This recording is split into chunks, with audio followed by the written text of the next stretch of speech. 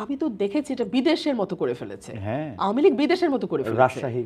রাজশাহী, আল্লাহ দেখার মতো খালেদ ভাই।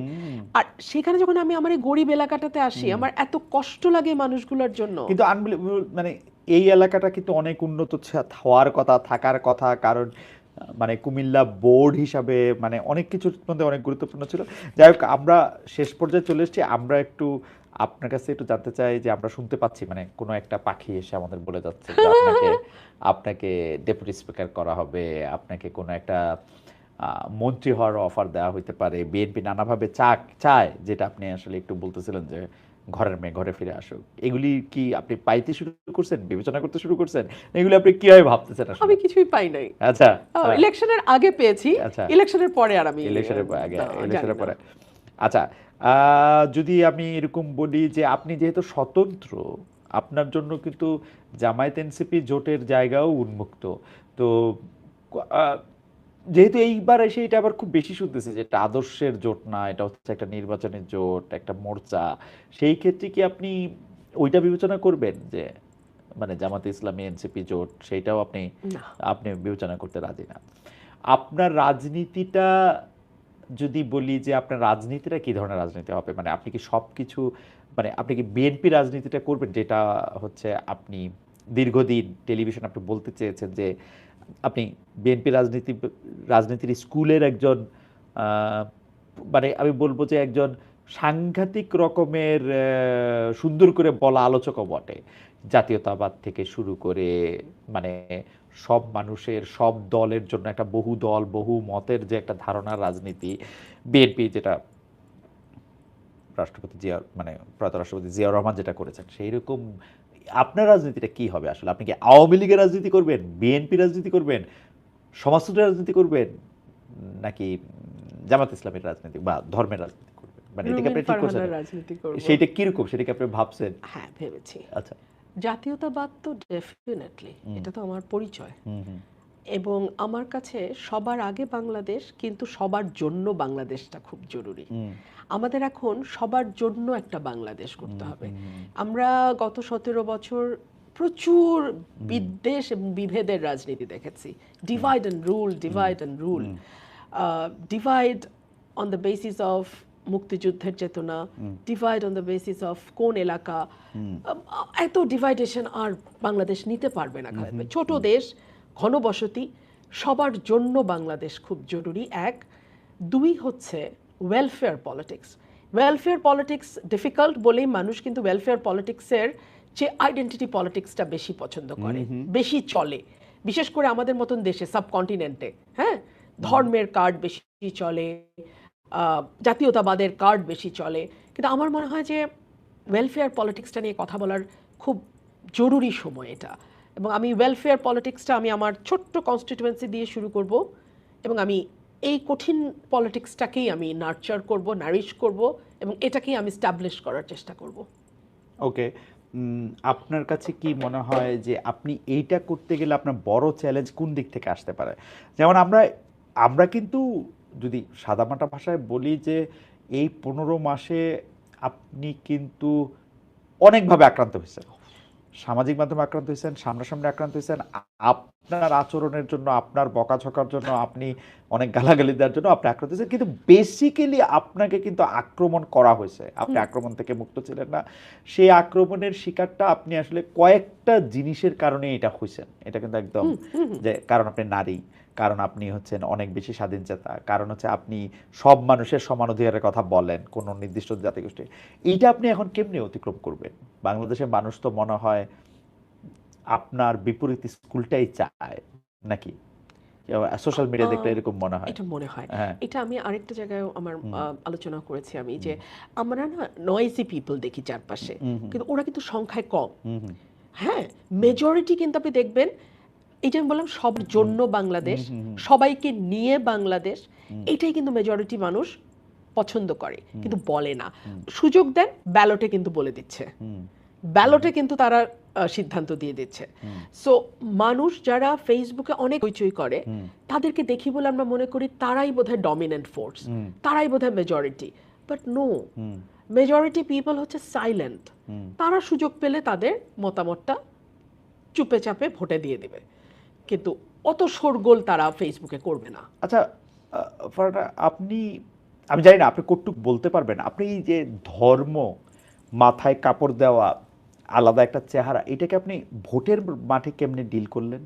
এবং যেখানে এখানে একজন খুবই বয়স্ক ক্লেরিক ছিলেন এখানে, যিনি খুব জনপ্রিয় ওয়াজ করার জন্য, তিনি জনপ্রিয়, তার ব্যয় জনপ্রিয়, মানে ওনারা অনেক পারিবারিকভাবেই অনেক জনপ্রিয়, এটাকে আপনি কিভাবে ডিল করলেন? মানুষ আপনাকে জিজ্ঞেস করে নাই যে মা তুমি ভোট চাইতে আসছো কিন্তু তুমি তো আমাদের মতো না, না, এরকম বলে নাই? একদম না, শিওর বলে নাই? একদম না খালেদ ভাই। এটা কেমনে সম্ভব? মানে ওইখানে তো আমরা শুনছি যে তারা না না খালেদ, না না না না, না, একদম না খালেদ মানে ভাই, আমাদের একদম বয়স্ক মা খালারাও বলে নাই? কেউ বলে নাই খালেদ ভাই। হ্যাঁ। আমরা না আসলে ফেসবুকের ওয়ার্ল্ডে থাকতে থাকতে আমরা হ্যাঁ। মনে করি ওইটা রিয়েল। হ্যাঁ। না না খালেদ ভাই, বট আইডির রাজত্ব ফেসবুকে।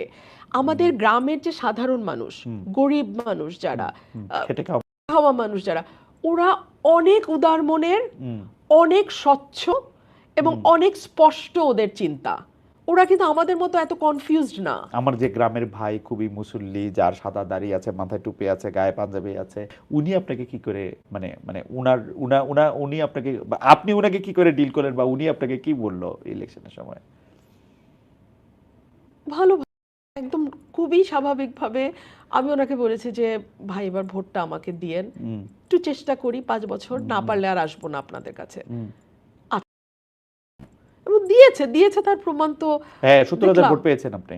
না, 1,17,18,000, 1,18,000 ভোট পেয়েছেন আপনি। 46,000 মানে কত, 24,000 ভোটের ব্যবধানে জিতেছেন? 38,000। 38,000 ভোটের ব্যবধানে জিতেছেন।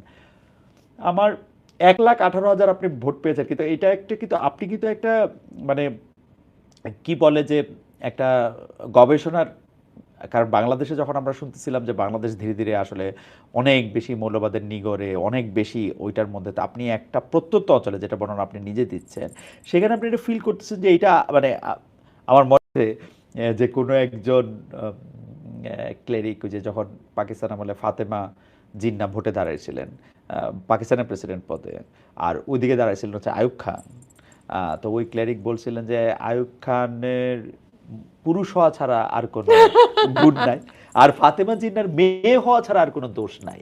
আপনি এই দোষ কেমনে কাটাইলেন? মানে একটা মজার ঘটনা বলি। হ্যাঁ। আমি তো টিপ দেই সবসময়, তো এলাকাতেও দেই। হ্যাঁ। তো আমার সাথে একটা ছোট্ট ছেলে থাকে, ও এসে একদিন সকালবেলা আমার পা চেপে ধরছে, আম্মা পা ছাড়বো না। বলছি কি হয়েছে বল, কি কিছু করছিস তুই? না কিছু করি নাই। তো বল না, তুই কি বল না। আম্মা টিপটা দিয়ে বাইরে হইন না। তারপরে তা আমি বলছি বাবা আমি এইটাই বাবা, হ্যাঁ। আমাকে এইভাবেই নিতে দে, হ্যাঁ। মানুষ যদি আমাকে নেয় এইভাবেই নিবে, আমার কাজের মধ্যে দিয়ে আমি টিপ দিলাম দিলাম না এইটা যেন মানুষের মানে প্রথমে মাথায় না আসে, আমার কাজটা করতে দে, তুই দেখ মানুষ দিবে। সে তো আর আমার পাছায় না, আম্মা আপনি হাইরা যাবেন, আম্মা আপনি দিয়েন না, আম্মা আপনি দিয়েন না। কি হলো? হ্যাঁ। মানুষ তো তাকালো না, মানুষ তার ভালোটা কোথায় বিশ্বাস করতে পারে সেটা সে ঠিকই বুঝলো। আপনার কি মনে হয় যে আমাদের মেয়েরা কি আপনার ফাইটটা তো সবার পক্ষে করা সম্ভব না, কিন্তু আমাদের আসলে এরকম একটা পৃথিবী করতে হবে, এরকম একটা দেশ করতে হবে যে আমাদের মেয়েদের এত কঠিন ফাইট না করতে হবে। আপনি কি এটার ব্যাপারে আশাবাদী? এটা আমার প্রায় শেষ প্রশ্ন। আমি এখনো খুব আশাবাদী না। কেন আশাবাদী না আপনাকে বলে শেষ করি। জামাতে ইসলাম 0% মেয়েকে নমিনেশন দিয়েছে। জামাতে ইসলাম এটা পরিষ্কার বলেছে তারা নেতৃত্ব পর্যায়ে নারী দেখতে চায় না, এটা তাদের দলের পলিসি না। যেই মেয়েরা এটা মেনে নিয়ে জামাত করেছে তাদের ব্যাপারে আমার পূর্ণ শ্রদ্ধা আছে, কারণ অন্তত এখানে এই ট্রান্সপারেন্সিটা আছে।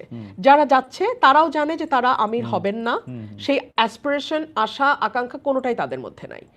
কিন্তু আপনি যখন একটা লিবারাল পলিটিক্সের কথা বলবেন, আপনি যখন মুখে বলবেন নারী পুরুষ সমান, কিন্তু নমিনেশন দেওয়ার সময় পিতৃকোটা বা স্বামী কোটায় 3% দিয়ে থামবেন, সেটা তো একটা মানে সাদা সাদা চোখের মুনাফেকি। এই মুনাফেকি জানলে তো আমার মতো মেয়ে যেতাম না। এই মুনাফেকিটা বাংলাদেশে বন্ধ হওয়া দরকার।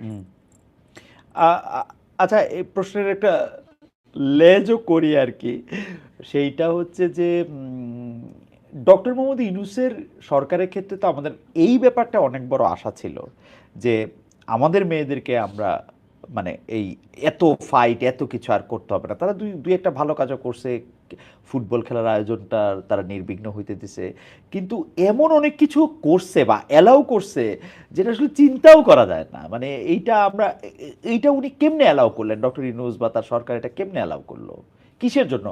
মানে দেখেন আপনি বিএনপির বা জামায়াতের তো পরে গিয়া ভোট চাওয়ার ব্যাপার আছে, ব্যাপার আছে। ওদের এটা কোন দিকে হাওয়া এটা বোঝার দরকার আছে। ওদের কি হয়েছিল, উপদেষ্টা তো আর ভোট যেতে যাবে না, ওদের কেন এত পপুলিস্ট হইতে হইলো?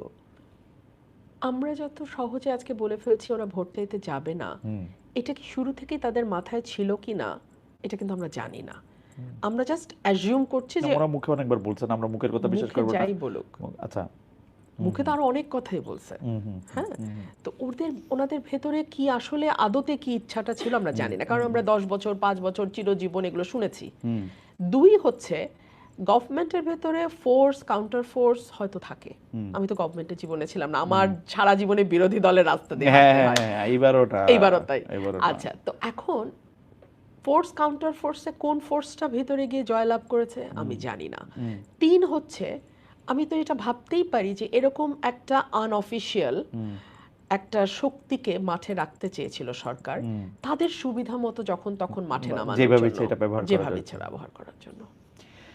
বেঁচে ফারহানা, আমাদের আর কোনো প্রশ্ন নাই, কিন্তু আমি একটা মানে আপনাকে একটু 30 সেকেন্ড একটু বলতে বলি, সেইটা হচ্ছে যে আমাদের যেসব বাচ্চারা আপনাকে খুব অনুসরণ করেন, মানে এই তরুণ প্রজন্মের মধ্যে যারা আসলে যাদের বয়স 20-22-এর মধ্যে, যারা আপনার মধ্যে থেকে এক ধরনের শক্তির জায়গা থেকে, তাদের জন্য আপনি আসলে কি বলবেন? মানে কোনো মানে আপনি যদি বলেন আর কি 30-40 সেকেন্ড 50 সেকেন্ড আপনি যখনই বলেন যে মানে আমি বাংলাদেশটা নিয়ে কি তারা খুব আশাবাদী আসলে হইতে পারবে, বাংলাদেশটাকে আসলে খুব একটা সুন্দর দেশ হিসেবে থাকবে, নাকি তাদের আসলে তাদের জন্য আপনি কি বলবেন? আমি এটুকুই বলবো, যদি কেউ পরিবর্তন করতে চায় তাহলে তার প্রথম স্টেপটা তাকেই নিতে হবে।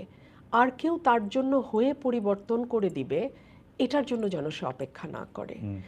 তাকে তার নিজের উপর বিশ্বাস থাকতে হবে, সততা থাকতে হবে, নিজের কাছে নিজের পরিষ্কার থাকতে হবে আমি কি চাই, এবং এইটুকু অ্যাচিভ করবার জন্য আসলে আমি কতটুকু ত্যাগ স্বীকার করতে প্রস্তুত, এই বিষয়গুলো পরিষ্কার থাকতে হবে। আর সততার আসলে এটার আর কোনো অল্টারনেটিভ নাই। নিজের কাছে এবং অপরের কাছে আপনি সৎ থাকেন এবং নিজের যোগ্যতার উপরে আস্থা রাখেন, প্লিজ অন্য কোনো শর্টকাটে যাবেন না। কারণ শর্টকাটে হয়তো আপাত একটা কিছু হচ্ছে, এটা কখনোই আপনাকে একটা সিমেন্টেড ইয়ে দেবে না, প্ল্যাটফর্ম দেবে না। আপনাকে যদি একটা স্থায়ী প্ল্যাটফর্ম করতে হয় আপনি লম্বা পথটা নেন, কিন্তু পরিশ্রমের পথটা নেন, শর্টকাটে কখনো যাবেন না। বেঁচে ফারহানা, আমরা শেষ করে দিছি, কিন্তু আমি এতক্ষণ যেহেতু আপনার সাথে কথা বলতেছিলাম, সেই জন্য আমি এদেরকে ছাড়া আর ইয়া দেখি নাই, আমাদেরকে আমাদের মানে মন্তব্যগুলি একটু দেখি না আমরা, একটু আপনি যদি একটু অনুমতি দেন হ্যাঁ, তাহলে নিশ্চয়ই একটু নিশ্চয়ই একটু মন্তব্যগুলি একটু দেখি। নিশ্চয়ই। একটা মন্তব্য অনেকবার দেখতে পাচ্ছি, খালেদ ভাই তারেক রহমানকে প্রশ্ন করতে আপনি যেরকম নতুজানু হয়েছিলেন, তারপর আপনার সাংবাদিকতার নৈতিকতা কতটুকু থাকে তা জানাবেন। যে সাংবাদিকতা নৈতিকতা থাকে, কারণ আমি নতুজানু হই নাই, মানে আপনার কাছে মনে হয়েছে যে সেটা তো আপনি বলতেই পারেন। আরেকটা হচ্ছে যে এরকম কথাই বারবার বলতেছেন, আপনি বিএনপির দেখা থেকে সংবিধান সংস্কার পরিষদের সদস্য হিসেবে প্রশ্ন করেছেন, এই প্রশ্নের জবাব আপনি অনেকটা দিয়েছেন। এইটা একটা আপনি একটু কথা বলতে পারেন যে সেটা হচ্ছে সরকারের, উনি একটা কথা বলেছেন, আমি আসলে এটার সাথে মিলিয়ে একটা কথা বলতে চাই, যে উনি বলতেছেন, সবুজ হোসেন খালেদ ভাই, আমি একটা পরিকল্পনা করেছি, সেটা হচ্ছে সরকারে তো অনেক ঋণ, তাই 20-25 জন একটা টিম করে কিছু টাকা উঠাতে চায়, যা ফ্যামিলি কার্ড বা কৃষক কার্ডে সেই টাকা বড় ভূমিকা রাখবে। এই ফ্যামিলি কার্ড সম্পর্কে আপনি কি মনে করেন? আরেকটা প্রশ্ন হচ্ছে, রুমিন ফারহানার কি মন্ত্রী হওয়ার সম্ভাবনা আছে কিনা, এটাও আমি আসলে আগে এই কথা আপনি বলেছেন। কি মানে আমি আমি আপনার কাছে এটা জানতে চাইবো যে ফ্যামিলি কার্ড বা সোশ্যাল সেফটি নেট হিসাবে বিএনপি একটা কিছু তো উদ্যোগ নিয়েছে, কেউ কেউ বলছে, মানে আজকে কোথা জানি দেখলাম যে ঈদের আগেও কিছু ফ্যামিলি কার্ডের ব্যাপারে, এইটা আপনার কাছে একটা প্রজেক্ট হিসেবে বা ইয়ে হিসেবে কতটা?